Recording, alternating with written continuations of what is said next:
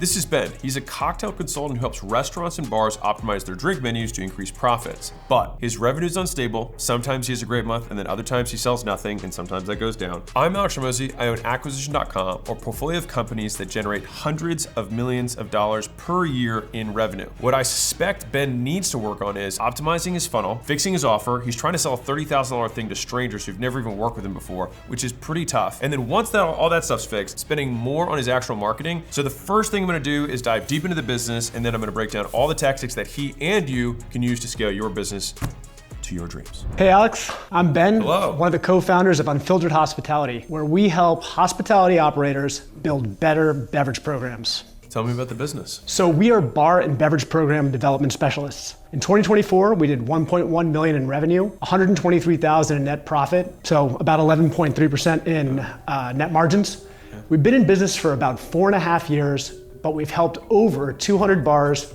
launch or elevate their concepts. So what's the goal? What do you want to do? My goal, 3 million by the end of 2025. Big goals. It's big goals. Yeah, triple this year, all right. Yeah, triple this year. Rock and roll. So how do you get started? In 2008, I started my life in the world as an investment banker. Okay. And so I hated it, quit my job there. Over the next 7 years, I worked in bars and restaurants around the city. A few years after that, I opened my first bar. It was all going really well until 2020. Okay. We all remember. What happened then? It was just like this small pandemic. It's over now, so good. We're good. That's good. Yeah. Fortunately, I got approached by a restaurant that was still operational, and they said, we need new cocktails. I said, great, I'm very good at that. So I tapped my business partner, Guy, and so we started Unfiltered Hospitality. All right. Yeah. So who do you help? We currently work with restaurants, hotels, bars, country clubs, cruise ships, nightclubs. If they have a bar, we help them. How do you help them? We help them by taking their bar programs from good to great. Phase 1, which we call Better Cocktail Consulting, takes 90 days. We design a cocktail menu for them, we train their teams, and then we install an operating system to keep it all running smoothly. Phase 1 is Better Cocktail Consulting. Phase 2? Phase 2 is what we call the Program Performance Retainer.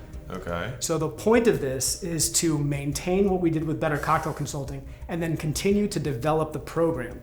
And we do that by having a weekly KPI call where we check the scorecard to see how well your metrics are doing. We also then provide monthly seasonal cocktails. We want to maintain the training, and so we have a quarterly training program where we fly out there and we train the team for 2 days. So you don't mind flying. That's good because I have an idea for you. So I have an inkling that Ben needs to go up market. Restaurants that make over a certain amount of money, they're gonna think about it like a business, not just like their passion project. Passion project business owners are kind of tough to deal with when you come from a business perspective. They're not willing to make like sometimes really obvious, clear, good business decisions for whatever limiting belief they have. Okay, so that's how you help them. How do you make money? Great. Our core offer, which is what most people buy from us, is Better Cocktail Consulting. We charge $30,000 for that. And again, that's just the development and implementation. And what we love to do is upsell everybody, or at least have them initially buy the Better Beverage program, which is what we call Better Cocktail Consulting plus multiple program performance retainers. Okay, what percentage of people go from the core offer to the upsell? Less than 20%. Ding, ding, ding. So my little alarm went off. When I hear, barely 20%, that's an indication for me that there's probably an offer issue on the back end, maybe even the front end, or a combination of the both of how they work together. So what's the main problem? What's holding you back? We need more, better leads, right? Yesterday. Yeah, long time ago. Yeah. Higher quality, higher quantity, more consistency because it's like too much variability, lower cost. Right, so the lack of consistency really feels awful. I don't know what next month is going to be. Is it going to be a good month or a bad month? The good months are pretty good, but I can't really fully enjoy them because the bad months are so awful. Because the way that we're doing sales now is we will go for days, sometimes weeks, without any leads at all. And finally, when we do get a lead, we'll get them on the phone, we'll have the calls, we'll pitch them, they'll get excited, we'll get excited, and we get to the end, we present the price, and deal is dead. So if you can imagine that massive drought followed by a huge disappointment, I'm really looking forward to getting rid of that.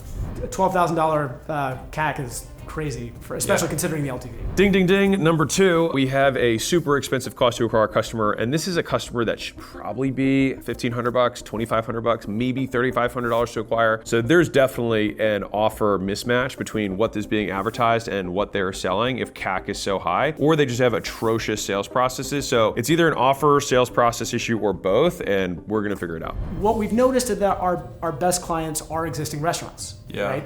And so we're considering refining our targeting down to just serving restaurants that are currently operational, making $4 million a year or more in revenue. What could you sell for like $8,000 to $10,000?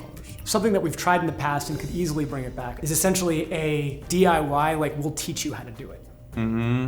The uptake on that is what I would assume lower. People have a hard time like doing things if they're already not doing things. I would think, is there a different thing that could be sold that was still in that price point that wasn't DIY? I mean, basically I wouldn't position it as DIY. I would just be like, we're not gonna fly out. The good news is I think this is super fixable. Let's do the quick recap of all the numbers you got so far. 2024 revenue, 1.1 million. Profit, 123,000. Our CAC, 11,800, very high. LTV to CAC of 1.7 to 1. Our marketing spend without salaries is $10,000 a month. Close rate, 6%. So come here real quick, check this out. This is the $100 million scaling roadmap. Ben is at stage 4, prioritize. And let me know if this sounds familiar. He's saying yes to anyone who would pay. He's got all these different types of avatars. He's getting way too many unqualified leads, but he's getting people who are clicking, he's getting people opting in, but they're not the right types of people. Here's his next problem. The result of all this stuff is that he's got to specialize his product. He's got to make better free stuff and have better creative to boost the volume and add qualifications and friction. Sounding familiar? And so the thing is that as much as it always feels like this unknown journey when you're a business owner, businesses behave in patterns. We broke out after studying our portfolio companies, seeing where they got stuck and how we broke through, and put in 10 stages. If you're curious about where you're at, this is absolutely free. Just go to acquisition.com/roadmap, plug in your business information, and our automation thingy will tell you what stage you're at and what you need to do to get to the next level. So it's absolutely free. Go check that out. And if you want our team to like double check the work and make sure that it's the right one and give you more tactics around it, you can hop on a call on the next page and we'd love to help you out. The nice thing is that I feel very confident that your business will grow because there's some really obvious holes. I think I honestly have what I need. Why don't you come on this side and then we'll powwow through it together. Does that work? Yeah, that sounds great. All right. But before we get started, would you mind if I made you a cocktail? All right. I'll be saucy for our cocktail. Oh no, don't worry, Alex. I took care of that. We actually have a non-alcoholic Grand Slam offer cocktail, which is really fantastic, very refreshing, really great for making sure that we both stay sharp and focused during the rest of our time together. But it's a delicious cocktail. As you noticed, the Grand Slam offer, I took a page out of your book, literally. It consists of a few great ingredients that are really gonna help us stay on task. So we have grapefruit juice, fresh grapefruit juice, squeezed it myself this morning, a ginger mint cordial to give it a little spice and a little herbaceousness. And then we have our pineapple kombucha. I know way more people's drinks than their actual names. Grand Slam offer. I am. Mind if I bring it over? Yeah, by all means. Let's do it. Thank you. All right. I'll get the full experience. There we go. There you are, man. Enjoy. All right. Thank you. Cheers. Cheers. Oh, that's great. Awesome. I could definitely see how the kombucha would take off the edge of it could hide a spirit really easily with that. Oh yeah. Okay, so there's a lot of things. So I think that we need to actually talk about the offer, which is something that I don't always get the opportunity to talk about, but I think that you have a clear offer issue. I think we need to talk about avatar. That'll be as it relates to the offer. Number 3, and this is gonna be a big one, is gonna be the funnel. There's a lot of stuff that, a lot of missing things there that I think we can really quickly fix. And then sales, and then finally, maybe ascension. And so that's kind of the big overarching theme. Sure. So right off the bat, I think that you have an offer issue. So either that means that we're getting the wrong avatars on the phone, or we're getting the right avatars on the phone, or we're offering the wrong thing. Okay. So I would say $30,000 is super expensive for literally just a straight call funnel. Very tough. So when Alex said I had an offer problem, I had a strong feeling he was right. Because 4.5 years into the business, if we're struggling the way we're struggling, there's got to be something broken. And if Alex says it's the offer, it's a good chance it's the offer. For what you're looking at, CAC for a small business owner restaurant, I would imagine should probably be in the neighborhood of $1,500 to $2,500. Okay. That's like, if you were up at $3,500, I'd be like, okay, fine, but it's going to be in that kind of range. And so I think you can probably cut it by at least 2/3 compared to the 12,000 or whatever that you're spending right now. Okay. So I think there's a lot of opportunity from that perspective. Mm-hmm. God, there's so much stuff. It's like I'm just trying to think. Okay, why don't we just start tip of the spear and let's open up the ads, since that's the one that we can control the most. So right off the bat, we need to have clear call outs. Mm-hmm. So we need to be talking about what avatar are we really looking for. So struggling to get the most out of your cocktail program, I don't know if that's necessarily even the language that would matter. I also wouldn't restate my name Unfiltered Hospitality because we already have it above there. Sure. So it's like it's some of the most valuable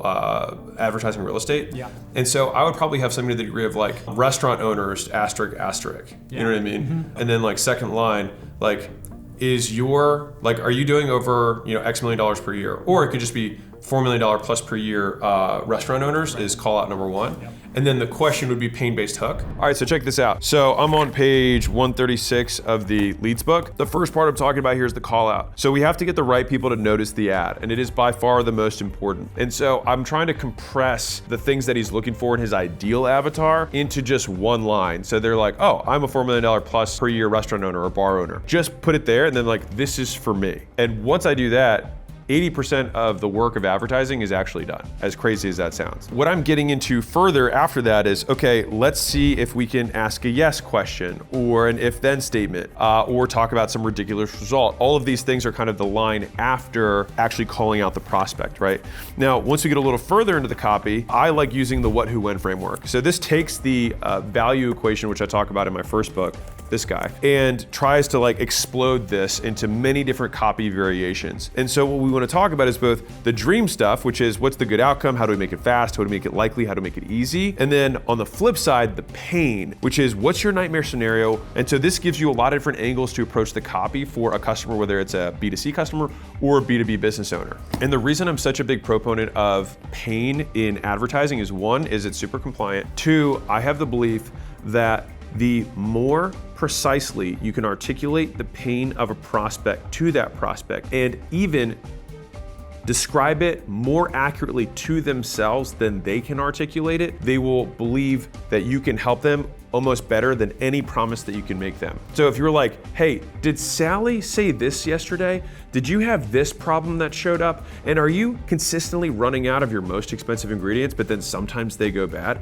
All of a sudden, like, God, this guy knows exactly where I'm at. And now I'm far more likely to take the next step. Has cocktails been less than 10% of your revenue year over year? Sure. Something like that, right? Or, because I know you said in the messaging, they're not as receptive to like profit, money related stuff. There are avatars that do like profit, but a lot of them like recognition. And being cool. Yeah. And being cool, right? Yeah, they want to be cool and they want to be like popular, like they want to be able to show off. So people have different histories of reinforcement, meaning they've had good things that happened in the past from different things that they've done. And so if somebody did really well in school, they like, getting A's and maybe the score matters more for them. Other people, it's like they like the applause. Other people, it's like they like showing up and having people flock to them. Like everyone has different drivers. We want to describe what it's like, the experience of success in as many varied ways as possible to attract the most varied avatars as long as they meet our requisites. Like, is your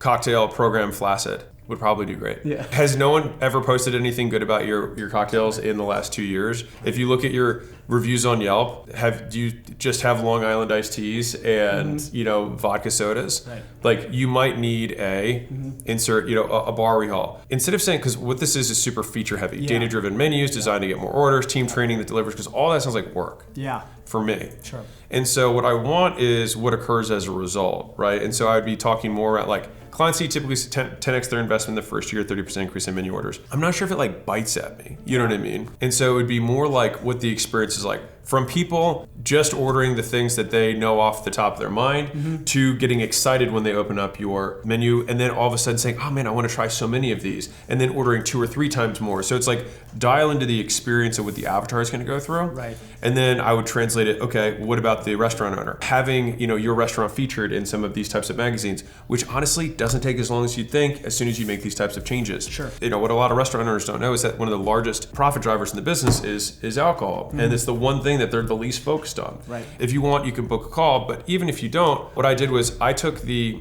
top 10 worst drinks to serve, and I'll show you how to replace them with 10 drinks that are better than that work for just about any bar. Now on the thank you page, so you can download that on the next page, but on the thank you page, if you want us to personalize it to your bar concept, we'll show you how to organize the bar so you can get way more drinks served, you can do it with higher margins, and you don't have to train people for nearly as long because if you set it up the right way. If that's interesting, book on the next page, right? Yeah. And so that would be more or less my ad, right? At least my ad structure. And so the big thing number one is that we need better ads. Yep. So that's gonna be both the copy, so we want call outs to avatar, we wanna have pain-based hooks, we want to be more benefit versus feature driven. B, we want to bang in lead magnet. What we want to do ideally with a lead magnet is demonstrate authority and expertise with something that they didn't know that they should know. Right. Because either you reveal a problem, you give a sample of a solution, or you give a one step of a multi-step process. Those are the 3 types of lead magnets you can give. So check this out real quick. So this is a perfect example of an offer and lead magnet mismatch. So kind of what I was saying in the beginning, like we're honing in here and I'm pretty sure this is the problem. So what I explained here, this is page 30 of the leads book. He's trying to do this. He's trying to go from low trust straight to a sale, right? And in that scenario, he might sell a couple people, which he is. But instead, what I'm trying to get him to do is put some sort of valuable lead magnet first, which goes getting people from low trust to high trust. And then that increases the number of people who be more likely to buy from him after demonstrating value. This is probably the first big jump that we're gonna do in the business that I think is gonna have a huge impact on the growth. And what I was referencing for him is under lead magnets, there's always a continuous problem solution cycle. And so the 3 types of lead magnets are just like I named. Real problem, have a free trial, or one step of a multi-step process. It's almost like I wrote the book on this shit. I think that's the right direction because I think it being cocktail focused, because right now we've been working on a lead magnet that's profit focused. Okay. And it's straightforward. I mean, essentially, it's a tool that they use in Excel and they pull up a PMix, they put in their top 10 sellers, the quantities, the price. Yeah. They make a 50-cent, $2 adjustment I like that. and $50,000 in profit. Yeah. Magic, That's great for the profit-driven avatar. Yeah. And so I don't know if there's a way to kind of stack lead magnets. So I wouldn't stack them. I would just test 1 versus 2. Got it. So if we were to just test 97 versus 47, you might think, okay, well, maybe, just from the front end, $97 in the test that we've run, actually it converted almost the exact same amount, but it was twice the money. So that was a good idea. But where the real money was the fact that people who bought this were way more likely to spend money. Now, for me to answer why, no idea. Just know that. And so this is why we test all the way through LTV, not just which one gets more opt-ins or which one gets more sales in terms of volume up front. What you might find though is that maybe the cost, and this is why it's important to track all the way to the sale, is that you might find that the profit-driven one costs 3 times as much to get the lead, but you close more sales. Sure. And I'm gonna break down some more funnel stuff in a second because I'll show you how we need to reorganize yours. But I would just run that as an A/B. So you're gonna run some ads where you're like, hey, so you'll do the same exact intro. Yep. And then the transition will be like, and if you want the top 10 drinks that you shouldn't be serving that actually hurt bars and their profitability, download my thing and I'll show you 10 different ways of making them that are more profitable and faster. Got it. And then the other one is like, and if you want to see how much revenue you could potentially be missing out on, I have a tool that we use internally that I'll just give you for free. You can plug in your numbers and then it'll spit out exactly what the opportunity is. And if you're like, you know what, I'm not really a big Excel guy, that's fine. On the thank you page, schedule a call, we'll walk you through it specific to your bar right now. Right. So I think both those work. And I would just split test that. I don't know the answer to that question. They will. But lead magnet for sure is one of the things that's missing from these ads, and also probably why you're not getting the conversion you need to on the landing page. So why don't you click? So we're going to swap this ad out for an ad that talks about the lead magnet, has a pain-based hook, and kind of mirrors some of the copy that I just went through. Okay, go for it. Okay.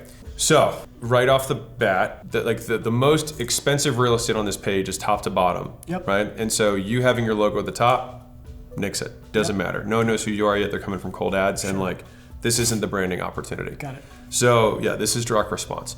So better bar program, I would take that out because they don't know what they're opting in for yet, and that doesn't mean anything. Launch an elite high profit bar. I would split test the hell out of that. It might become the hottest bar in your town. Okay. Just try out a few different. Yeah, no, 100%. And then beautiful cocktails, professional team, and seamless operations. I would nix that. So I would want the sub headline to be basically the single largest concern someone has about the promise of the headline.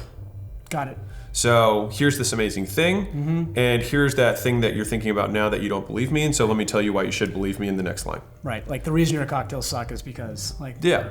I mean, it could be like with or it's the without, right? Right. So launch an elite high profit bar, without having to redesign your existing location, without buying expensive ingredients that go bad, or having a really expensive training process. Sure. I don't know. This is just me thinking if I were a bartender. So here, there's a lot of pieces to this, and I don't think you need any of them because I've already gone through your funnel. I would basically drop this to I'll tell you why. So I'm okay with all of these if basically you collect this information twice in this funnel. I don't know, have you gone through it? I built it. Okay, so let's go through it. Let's just go, AA, we just put whatever in. Okay, a@aol.com. Oh. So that was me. Yeah, okay. My director of ops was freaking out. She's like, "Is that you guys?" She's like, we got a lead. We got a hot one. So let's say we click here. Now just click whatever time. All right. So now I got to put it all in again. Right. I'm like, God, this sucks. So this is a really classic business owner mistake, which is that a lot of business owners haven't even gone through their own sales process. They set it up 2 years ago and they haven't gone through it. You would be amazed at how many times you change a couple things and then you go through it again and you're like, God, this looks horrible. Except you're running traffic to it and this is what customers are seeing. And I'm guilty of this too, so I'm not saying I'm immune to it. And so having some regular cadence of actually going through, clicking the buttons, because this is obviously a ton of friction and this is bad friction. Good friction is you add qualifications, you make sure the right people are coming in, the bad people are going out. But this friction of just having people repeat opting in for stuff or very slow load times, that's bad friction that gets both good and bad people to stop opting in. So fundamentally, marketing comes down to having the sweet spot on friction. Because if I were to advertise, hey, here's my phone number and this is how much it is, call me to buy, that would have the least amount of friction in the process possible. But the issue is I'd probably get a ton of people to call or maybe not, and it's just it's too fast. On the flip side, if you make people jump through 30 hoops, you might have a perfectly qualified customer, but you're missing out on 90% of the people who would have bought if you just made it a little bit less frictiony. And so it's all about the sweet spot between both extremes. And in general, the more expensive the product or service, the more friction you'll generally need to add. And so my little moniker for this is the bigger the plane, the longer the runway in order to get it to take off. Okay, so now that we're back here. Yep. So first off, this needs to not be on YouTube. So you need to get somebody, because otherwise it looks hokey. Get it on any third party, get it on a Vimeo, whatever. Yeah, you don't want other recommendations. It's just it's taking people off the site, and I don't think it looks good. Right. Whatever. This is what your new funnel's gonna look like. So you're gonna have, hopefully this looks like a book. Yeah, okay, got it. Okay. And then we have your email, we've got our headline, sub-headline, and then we've got our image, right? So then that's then gonna go here, which you have congrats. And then we'll have our secondary headline. Now here's where we put the video. Okay. Above the scheduler. Okay. And then the scheduler is going to be here. So this will be VSL. Then they'll have the booking, and then post booking, we'll have a separate thing here, which will have the VSL and the lead magnet. So it's just that way they can go to their email to get it, but they also can click here to get it. Just makes it convenient for them. But what we have here though is basically how to prepare for your call and just more selling. Yeah. I'm a huge advocate of having videos or kind of sales materials prior to a human intervention. And the reason for that is if you've ever done sales on a consistent basis, you end up kind of repeating the same presentation, if you will, over and over and over again. And so then it starts to sound rehearsed. The other person zones out, you zone out because you've said it so many times. I like taking all of the stuff that you kind of repeat over and over again in a sale and front loading that. And so when you're on the call or when you start the call, you can start it okay, how's everything sound? And now we can basically start from the beginning to making a decision rather than just another pre-recorded, vomit of a salesperson. And the other benefit of a video is that there's a lot more visuals, right? If you're talking on the phone, you're talking on Zoom, you'll be limited in the amount of visuals you can probably provide. Whereas here, you might be able to provide charts and graphs and statistics and visuals that make it more compelling and easier for somebody to understand. I would rather have the perfect pitch delivered every time in an automated format, and then have the customization be what the conversation is after the fact to get them to decide to buy or not. This is the new funnel. Right. And this is what we advertise. And just real quick, this is after they schedule VSL. This is the VSL again. It's just a different one, but yeah. It's a different one, but more like prep for sales call. So think about it like this. Think about all the things that people present with on the call early that are their biggest concerns. Okay. That's what you put there. Okay. So you might be wondering this, you might be wondering this. So let me put your minds at rest. So these are the things you need. You don't need this, you do need this. If you're concerned about these 4 things, I'll break them down one at a time. So first things first, and then walk through it. And I'll be on, so have a computer, it's gonna be a Zoom call, or expect it from this number, whatever. So call prep concerns and this VSL. This one's like more about like pain and promise. Okay, got it. Yeah. If we just do this, you're probably going to significantly increase your sales. Awesome. And we do it, we could probably do nothing else today, and that's all that has to be done, right? Is that the ads need to go to the right avatar, which is called out. We're actually going to give them a reason to go to this page that they can immediately get value from. They're going to opt in. Then we have now if you want to do more of the, you want to add more of the information that you were collecting over here, you can. Yeah. That's fine with me, as long as it's fully integrated into here so that they don't have to do it twice. If you want, you can put a little on this side, like a black banner across the top of this that has, for $4 million plus only. Yep, got it. This is a big part of this, of what we were talking about earlier. Sip my brain juice for a second. Well, I'm gonna spill over this. I got a lot of stuff in here. Okay. So you're confident about the $4 million avatar. Is there any reason that $2 and $3 million avatars don't work? They do. They're going to be a harder sell because their ROI isn't necessary. So then let's get to the offer part, because this is the funnel and process. But now let's talk about the offers that we're selling here. All right. So let's put this, because now this is going to go to the phone. This is a phone for everyone who is born after 1995. So these are the offers. Okay.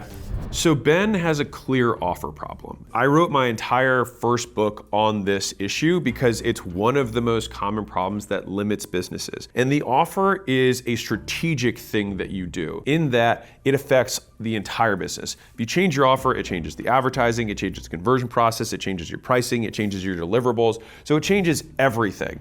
But because of that, if you nail the offer, that's where you can have these massive upticks in growth seemingly overnight. And so I'll just read this little piece for you. No offer, no business, no life. Bad offer, negative profit, no business, miserable life. Decent offer, no profit, stagnating business, stagnating life. I would say he's right now between 2 and 3. Good offer, some profit, okay business, okay life. And then what we want to build is a grand slam offer, fantastic profit, insane business, and freedom. That's what we want to get to.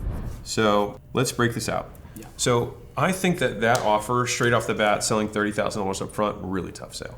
Totally. Very hard sell. So I like that he's charging premium prices for premium services. That makes sense. The problem is how he's selling it and when he's selling it. The right offer at the wrong time is still the wrong offer. That's the problem he has. And so this $30,000 thing absolutely should be, and maybe we need to change that. Maybe that should be a $60,000 or $90,000 thing. But selling it right off the bat is kind of like he's getting people who've never met him before to just get on a call and then just try and buy. Rather than try and go for that, I'd rather go for a much easier sale that with that first product or service, we can give them the information so that now our entire business is about upselling customers into our $30,000, $60,000, $90,000 thing, rather than spending 6 phone calls to close somebody on a $30,000 thing and having people drop off at each of those steps. This is how if I owned your business, I would have my front end thing be like $5,000 or $6,000. Okay. I would have it solve one very specific problem very well that more than gives them a $50K ROI on a $5,000 thing. But it's built in purposefully just to get the quick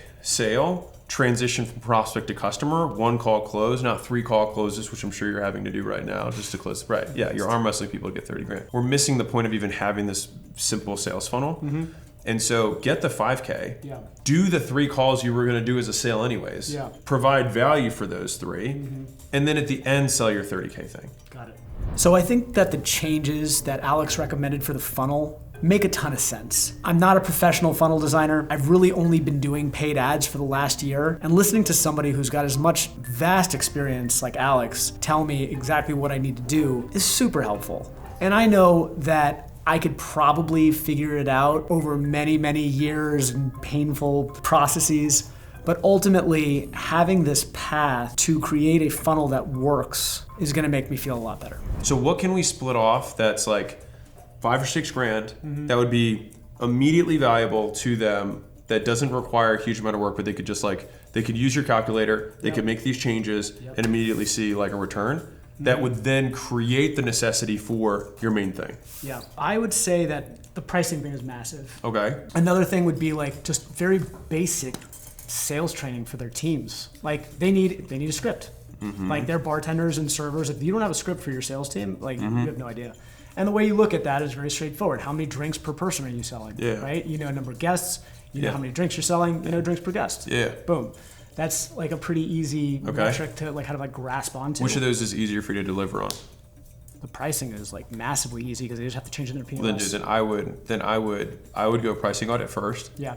Because also there's immediate value in that. What I would do is like, let's back calculate how much more profit you would have made last year if you had these prices. Yeah. And then they're like, holy shit, I would have made $100 grand. And you're like, cool. So pretty good return on the 5. Yeah. Great. If you like that, you're gonna love what I have for you next. Got it. Which is, how do we actually make sure this happens consistently, quarter over quarter? Right. This is actually what we do with our premier customers. Right. It's too cold of a sale right now. Yeah. So either we have to have a much longer sales process, or we lower the bar so we can just get them in the door. Got it. And then we can upsell. Right. And the profit booster, which is what we call it internally, is like, you think that is going to be meaty enough for them? Obviously, It's 5K. right. We're not selling 30. It's 5. Right. It's like, dude, if we just fix this one thing, I'll more than. I know what your market looks like. We have comps in the area. We can tell you what this market can sustain. And that way, the question is, what's it worth to get it right on the first shot?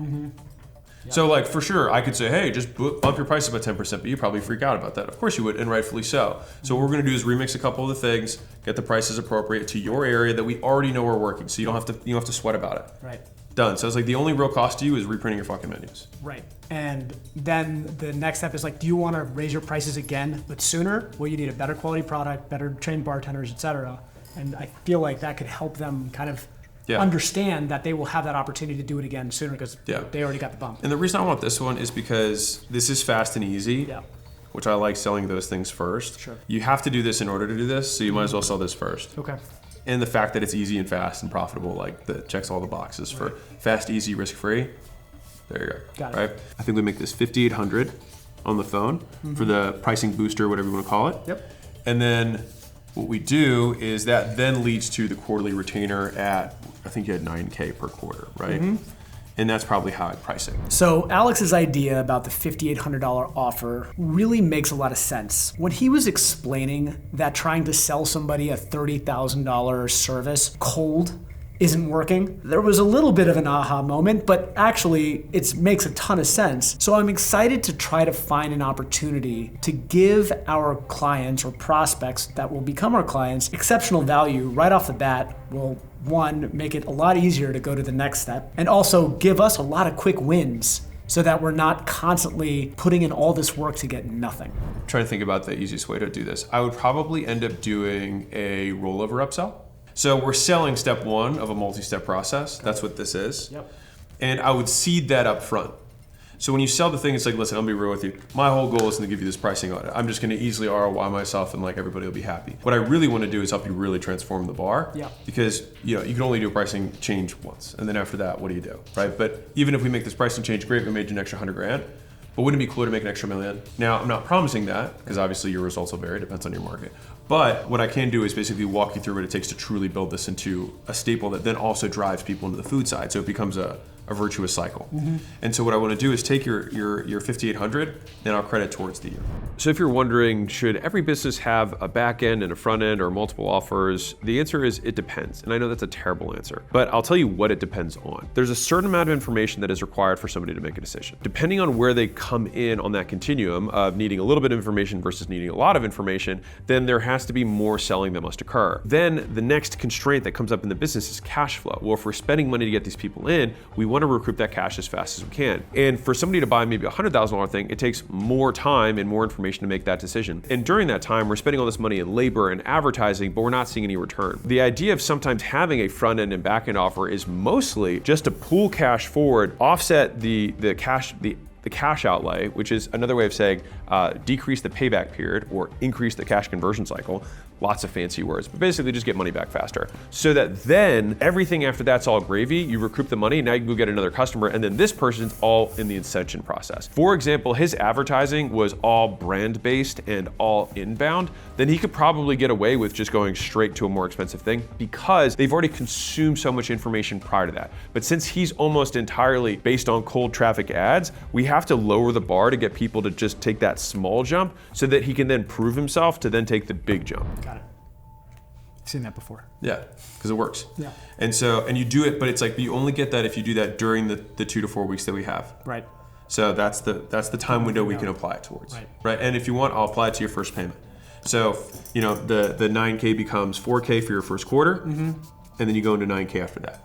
Or if you want, one of my personal favorites is just knock off $1,500 per quarter. So make this 10.5 or 10K per quarter, but if you do it now, it's 8,500. Got it. And we knock it out. That way we spread the discount over 4 quarters. I gave Ben 2 different ways of applying the discount. I prefer spreading discounts because I don't want an easy yes and then go from 4K to 9K and then them say, oh, actually, I'll just get the quarter and then I'll cancel. I'd rather spread the discount out and get the commitment over the long term. And so if someone's willing to pay the 8,500, they're like, okay, well, that was nice of him to credit the $5,800 or $6,000 towards my payment. So it's like a nice gesture and encourages people to take action, but it's not so much so that it's getting the wrong type of customer in because the price is going to double. That way you're not, crushing your first payment. Sure.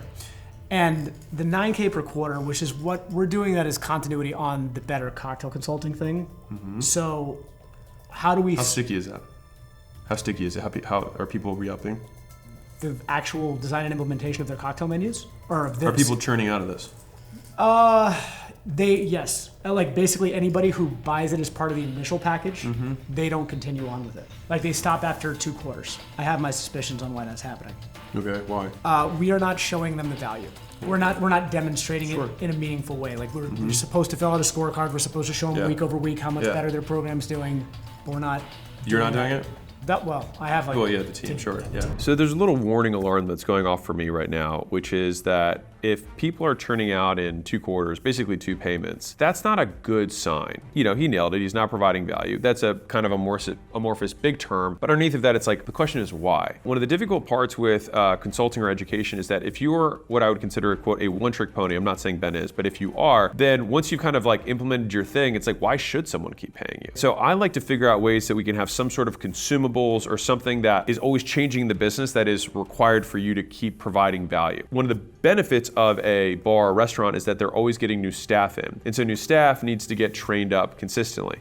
Now, the downside is if they learn how you train, then they'll just say, well, I'll just train them myself and not pay you this money. We have to figure out a way to make the back end stickier or just accept that it's not and then charge an appropriate amount of money for it so that you deliver that value, you have a good margin, and you just understand that that's the nature of the business. And the good news is there's a gazillion restaurants and bars, and so you'll be able to do that for a very long time. Well, some people try to create recurring revenue for recurring revenue's sake, but some products and services are not really meant to be recurring. There's a reason that after 4 years of education in college, you graduate. After high school, you move to the next thing. Like education in general tends to graduate people. They learned, and because they learned, they no longer, should continue. Now, how does the education system deal with this? They just give you more and more majors, and you can become a master, and you can become a PhD, and you can become a double secret PhD, right? They'll just always give you something else. It's more common in like an education and consulting business like his, but the businesses that are most valuable obviously are businesses that once someone comes in, they never want to leave or stop paying. But it doesn't mean that you can't make a ton of money in businesses that you do just one-time services on. So I don't think there's anything wrong with that. There's just less enterprise value. Why are they doing it? I think there's a little bit of resistance to just kind of numbers in general. From them? From them. I co-designed that component of it for them to do. Is there a way that you can just get a login to their system and then collect it? Definitely. Yeah. I'll bet you if you logged into their system and once a month they had a meeting with you where you showed them their numbers, it would almost feel like this guy knows all my stuff. I have to, you know what I mean? And so I think that would be worth the extra time cost. Maybe it's 2 hours per account or whatever. Who cares? Right. That to me feels worth improving because if you can't fix churn, there's no point in doing any of this. Right. Because otherwise you just have people falling off the back. It's like we have to start with people staying, and then we can fix all the front end stuff. Because why would we pour more into a leaky bucket? Right. So how does this process feel overall? Feels great. I mean, it's in line with the direction I wanted to go in. It's just obviously laid out much more clearly and using a system that works. Okay, good. As an entrepreneur, you try to figure out a lot of things on your own. You can do it a lot of ways. You can do it by doing the research, trying things out, or working with people who have been there and done it before. With Alex, not only has he been there and done it before, he's been there, done it incredibly well, multiple times for businesses in tons of different industries. And so when he says that something's gonna work, I believe it. The sales training is like the intermediary. Is that kind of what you're recommending here? Because in my head, the offer component starts with the pricing part because that's the easy win, right? That would then move into the cocktail consult, the better cocktail, the $30,000 offer, and then that would move into the $9,000 a quarter. Any reason to not just push them into continuity? Because they probably still have shitty cocktails. I could make that I could just say, we'll just do our program and we'll do it in the first 3 months. It'll be the first quarter will be the program. That's fine. As long as we can maintain the continuity. Yeah. There's an offer structure that I like a lot called the waive fee offer. So basically I could say, listen, this thing I charge $30,000 for. Yep. If you commit for the year, I'll waive it. Yep. But you're committing for it. Now, if you want to cancel 2 quarters in, you have to pay me this. Yep. Got it. So it's like, I'll eat the cost. If I take the risk on, you make the commitment. That's the risk you take. Yep. And I'll front you all this work. If you take the risk, you want to have you don't want the commitment, then pay for that. I'll do it. And then it's quarter to quarter. Yep. Which one would you prefer? Got it. But now it's an A/B close. Right. That help? Yep. Absolutely. Okay. I'm going to talk about Ascension in a second, but I think big picture, we have funnel redo. Yep. So we got that going. Number 2 is add callouts. 3 is we have new lead magnet. 4, we have, so inside of funnel redo, we have 3-step and then Vimeo, video above scheduler. Yep. And then we have integrate scheduler with opt-in. Yep. All right, let's pull this page up again real quick. So I'm going to design this as though it were the second page because the first page is really simple. It's just headline, subheadline, image, opt-in. That's it. Got it. All right, so basically the first half here, you could peel off and make that the first page, but you'll have a picture of the thing that you're going for. Right. And you're going to remove the top 2, you remove your logo, you're going to remove better bar program, take that out. Beautiful cocktails is going to be the without X, Y, and Z that your biggest concerns. Now let's scroll down. All right, cocktails that capture, highly trained bar teams, functional product. I would think about it like this, like create drinks that create regulars. Get staff that customers can't wait to come back to and tip like crazy, parentheses. Sure. And then functional operating processes. That's like all about headache reduction. Yeah. I want to think about what like functional operating processes. What I think about when I'm writing copy is what are the moments. So if I have functional operating process, what's the moment for me as a restaurant owner or a bar owner that I would experience the benefit of functional operating processes? Is it when I realized that I didn't have to throw out all this inventory that I like all these old pineapples that I thought I was gonna need and then toss out? Like what's the moment or moments? It's kind of one of those things like when you notice the pain isn't there anymore, right? Like that's a hard thing to kind of put your finger on. Well, then tell me what the pain is. The pain works fine. Like the pain that they typically have with dysfunctional operating processes. Give me a moment. Is like when they walk in, the bar's a total mess because nobody knows how to set it up. Like no more disaster back of bar. Yeah. Boom. Like it just like you can do the negative or the relief of the positive. Okay, now let's scroll up.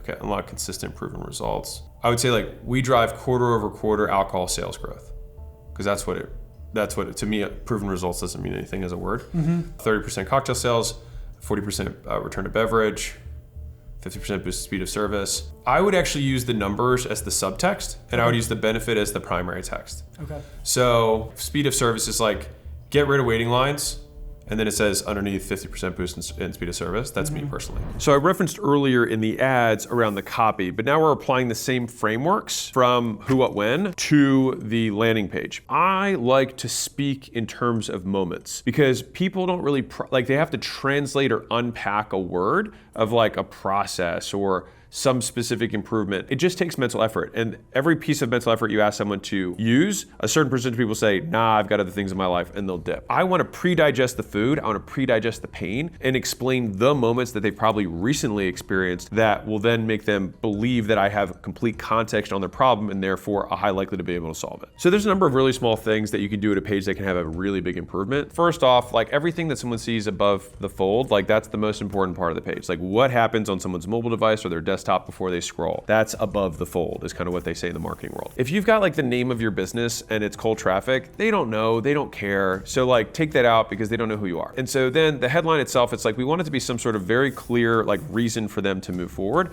And then I usually have subheadlines that clarify or add context to the headline. And so oftentimes that'll be like without X, Y, and Z or without pain, it qualifies it. Underneath that, it's like I want it to be as simple and clear as possible what they're going to get. And then basically everything below the fold is just, if you're still skeptical, let me just give you more information to make the decision. But I want all of the information I'm providing to be relevant to why someone should move forward, not just like a whole bunch of stuff about us. And then make sure that you have disclosures around results to make sure you explain how these things are calculated, and otherwise it could just be an unsubstantiated claim. So with the new lead magnet, we have the new funnel, we have the new ad callouts. This is great. We're gonna have the $5,800 pricing offer, which I like, and then Ascension, which is gonna be a rollover.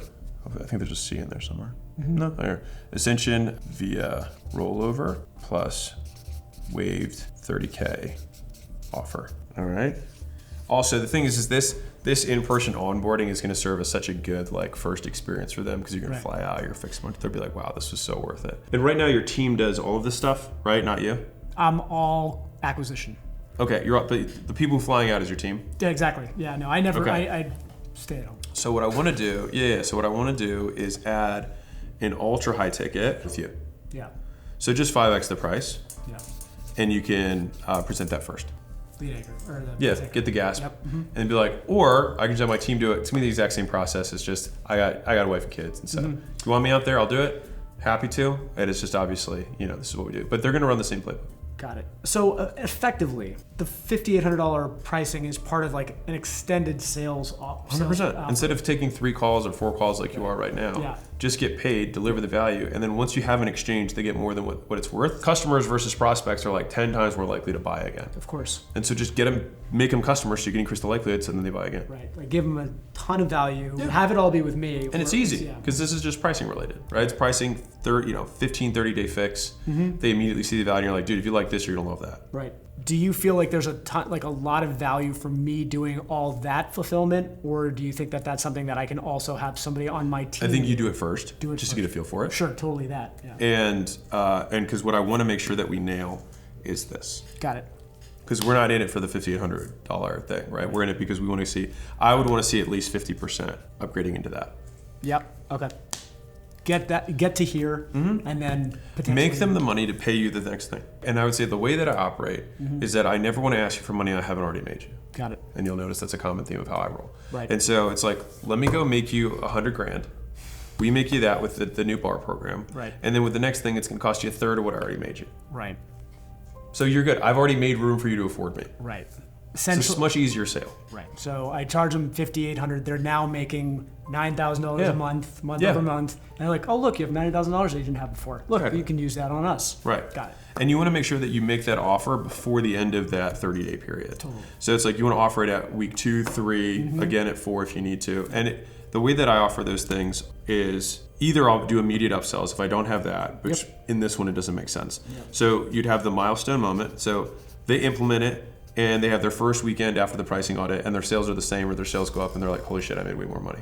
So that would be a moment that I would immediately ask for the sale. The next one that I would have is basically like the next week, because this is a pretty short time. And then finally, you have last chance. So you have 3 shots at the sale for this. Now, you were taking sales calls before, but now you're talking to a customer.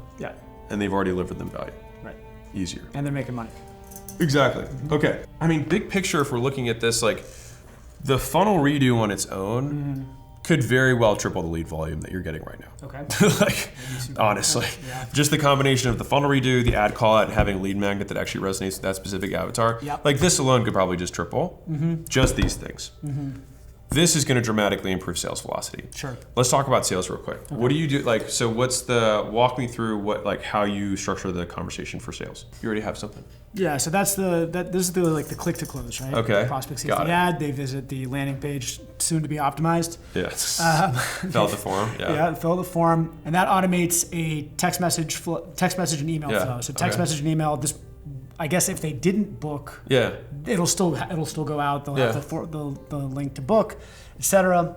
It also triggers a call from my director of ops, who's largely involved in the intake process. So she conducts an intake.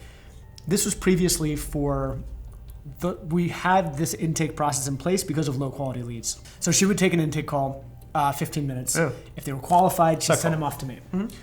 I'd conduct a discovery, usually about 30 minutes. I talk to them about what their biggest pain points are. Yeah. I ask them all the different questions about what they want to see. What percentage of them have been watching the video? This new video? No, what percentage of them have been watching the video after, like when they get on the phone with you? Oh, that video is new. Okay. Yeah. That's like brand a month Okay. Old. Yeah. Got it. Yeah. Well, this last month you've taken sales calls. Have any of them mentioned the video? No. Okay, so they're not watching it. So the way that I structured it here, where they're going to have to see the video before they'll see it and they'll have to scroll in order to get to the scheduler, will probably increase the likelihood they actually watch it. Right. But the other thing is that set call. Yep. So I'm going to make this number 7. Set goes to then video. Yep. To then close. So your director of ops is going to say, awesome. So I'm going to set you up with Ben, but before you get on, I'm going to send you this video. Make sure you watch it, and I'm just going to say, do that, because the first question he's going to ask you is, did you watch the video? So, and if you haven't, he's just going to say, okay, I'm going to grab a coffee, and you watch the video. So you're going to do it either way, so you might as well just do it now. Yeah. And also for you, when you hop on the call, I'll be like, did you watch the video? If they say no, it's like, great, watch that. And I'll be like, and the reason we do that is because I already have a lot of facts and figures and things like that I could describe with my words, but it'll take us 3 times as long as you just watching it. And so then that'll give us good context rather than me just spewing stuff at you, which most people are like, okay, fair enough. Yeah. But you don't want me to just give you a lecture for 10 minutes. I don't want to either. This has some graphs, it has some figures in it. That makes it a little bit more digestible for you. Totally. And so that'll be the sales process there. Proposed call, and you'll be like, honestly, if you do these things at this price point, I think you'll be able to start closing like a lot. Yeah. Because if you were closing like 50%, which I think you could if you're an owner operator and you're at this point after this kind of process, I think you could close. Some people owner operator close like 80% of these calls. So I'm a big believer in founders selling the product in the beginning, and I think there's a number of reasons for that. One is it keeps you close to the customer. You can understand how the marketing's doing. You can see who's coming in, and that will give you a very rapid feedback loop in terms of what you need to adjust on the front end and how you can kind of get feedback on your offer and your pricing. And it takes out one very important variable, which is that if you have a salesperson who's in there, you might not know if they're doing a good job. So you might be like, they're not closing. What's the problem? And they might be like, I don't know, these leads suck. But like, is it a pricing issue? Is it a copy issue? Is it an avatar issue? Being closer to it, you would be like, oh no, these are the right people that we're talking to, and they're just shocked to the price. Or they're not shocked to the price, but they're just not getting it. And so each of those would kind of offshoot into different types of solutions. The big thing is, though, I like founder selling the beginning as well, because when you're the founder, you're the most convicted. And so you will typically be able to outperform any salesperson. And in the beginning, when you have fewer resources, you could use the extra conversion percentage and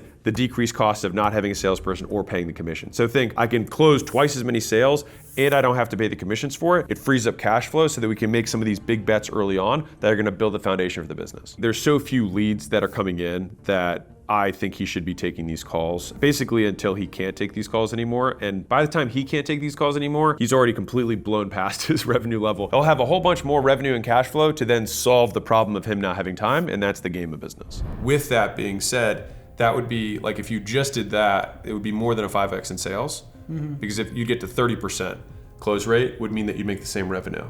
Right. Without your actual $30,000 back end. Right, but if you're at 50%, you're making 40% more revenue, and then you still have your back end. Right. One last thing is that I understand why you're not spending that much money, but you are spending too little money. With the fixes that we're at now, it would be okay to keep the spend that you have. But if I were selling a $30,000 thing, you're barely advertising enough to get enough volume for something of that ticket. And so for me, if I test stuff, I usually test it 2 times CAC per campaign. Yep. So, sorry, 2 times allowable CAC. Not current CAC. Yeah, right, exactly. That's kind of my benchmark per campaign, though.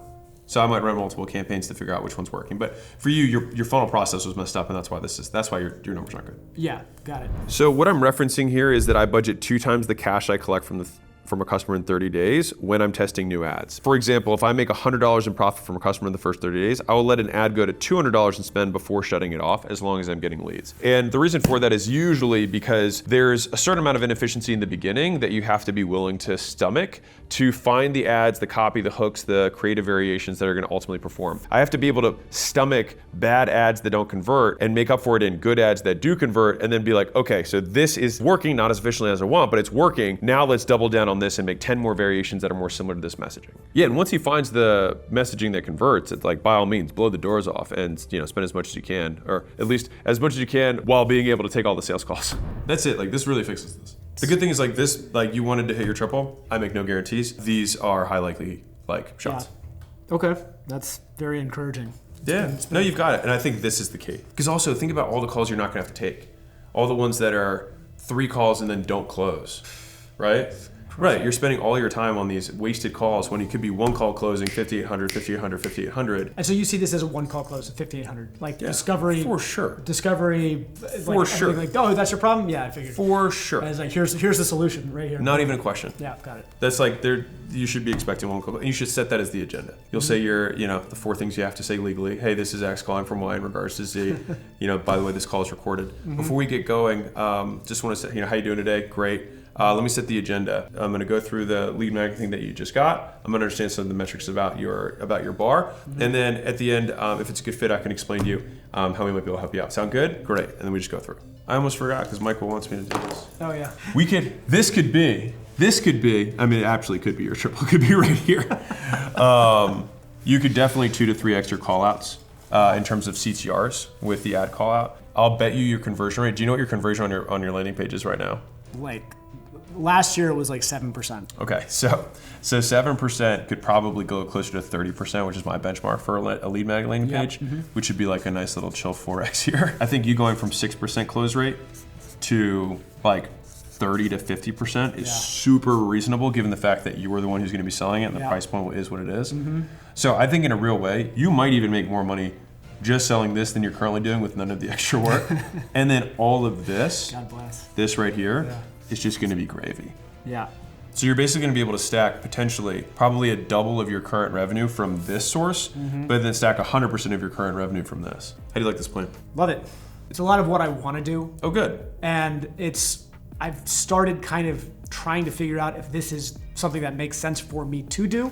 And then obviously seeing it all on paper and coming from you gives me a lot more confidence to want to do it. I would do it pretty much in this order. You're going to redo the funnel. Yep. Once the funnel's redone, technically the lead mag would happen at the same time as the funnel. So 1 and 3 happen together. Yeah. Ad call outs, you then run the ads. This is basically your phone process. So this happens up front. 4 and 6 would happen together because this is sales process. Yep. The ascension happens after they buy.